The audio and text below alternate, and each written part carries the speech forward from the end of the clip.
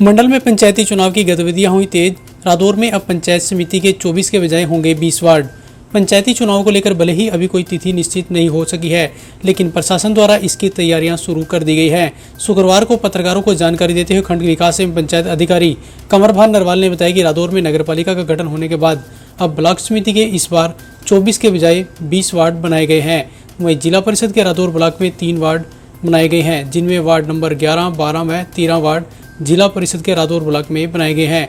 उन्होंने कहा कि इस बार रादौर में नगरपालिका गठन होने के कारण जिला परिषद के वार्ड नंबर 13 में जगाधरी ब्लॉक के 6 गांव खजूरी, खुर्दी, नागल, नाहरपुर, हरियाबांस, टोडरपुर शामिल किए गए हैं। वहीं इस वार्ड के बकाया गांव रादौर ब्लॉक से शामिल होंगे।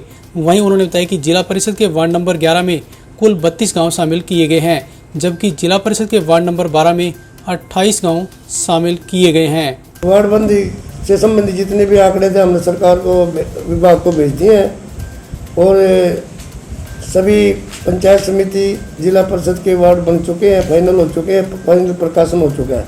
पहले यहाँ 24 वार्ड थे, अब पंचायत समिति के 20 वार्ड रख दिए। आगामी अभी जल्दी सरकार जैसी सुनने को आ रही है, जल्दी ही आरक्षण की कार्रवाई आरंभ होने वाली है। जैसे भी सरकार के आदेश आएंगे उसके संबंधित सारी कार्रवाई कर दी जाएगी। धान की जगह वैकल्पिक फसलों की बिजाई करने पर प्रति एकड़ मिलेंगे 7,000 रुपये। खंड कृषि अधिकारी। गिरते भूजल स्तर को लेकर कृषि एवं किसान कल्याण विभाग द्वारा इस वर्ष भी फसल विविधीकरण योजना मेरा पानी मेरी विरासत को जारी रखने की स्वीकृति प्रदान की गई है। इस बारे जानकारी देते हुए रादौर के खंड कृषि अधिकारी राकेश अग्रवाल ने बताया कि इस योजना के तहत किसानों को धान के स्थान पर वैकल्पिक फसलों जैसे मक्का, दलहन, मूंगफली, तिल आदि की बिजाई करनी होगी, जिसके फलस्वरूप प्रति एकड़ 7,000 रुपये की प्रोत्साहन राशि 2 किस्तों में प्रदान की जाएगी। उन्होंने कहा कि इस योजना के तहत जिन किसानों ने पिछले वर्ष अपने धान के क्षेत्र को वैकल्पिक फसलों द्वारा विविधीकरण किया था तथा चालू खरीफ सीजन में भी यदि वो किसान उस क्षेत्र में वैकल्पिक फसलों की बिजाई करते हैं तो उन्हें भी प्रोत्साहन राशि दी जाएगी।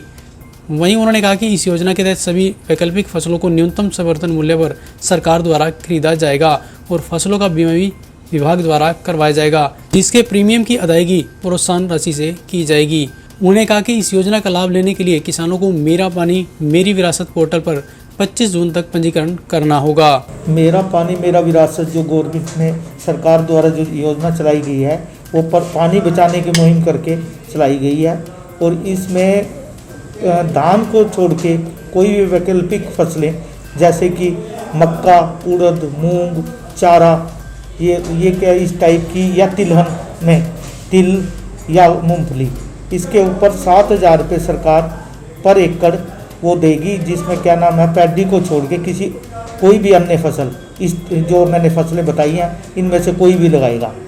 और इसमें एक कंडीशन और होगी जो कि पिछले वर्ष गर्जोरी में उसकी जीरी होनी चाहिए, उसमें उस किले में उसमें धान लगी हुई होनी चाहिए, तब इसका बेनिफिट दिए। किले में इसका 2,000 का तो मक्के 2,000 एकड़ का मक्के का टारगेट। पिछले बार काफ़ी किसानों ने मक्के के तो काफ़ी किसानों ने इसका बेनिफिट लिया था और दलहन फसलों में भी 1-2 किसानों ने इसका बेनिफिट लिया था।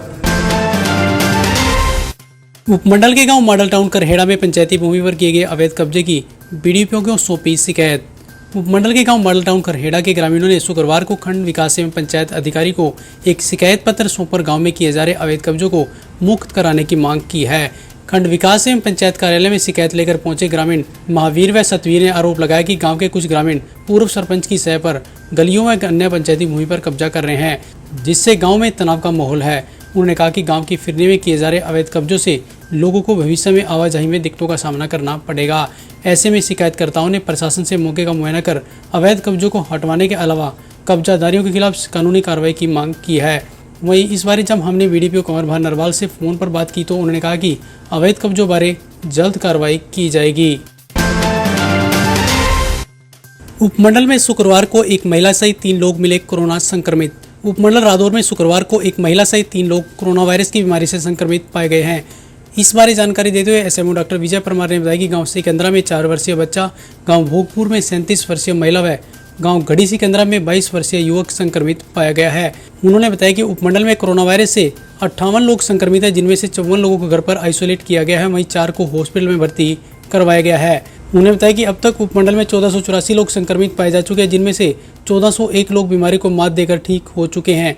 वहीं उपमंडल में महामारी से अब तक 25 लोगों की मौत हो चुकी है। वहीं रादौर उपमंडल में अब तक 26,909 लोगों के महामारी को लेकर सैंपल लिए जा चुके हैं।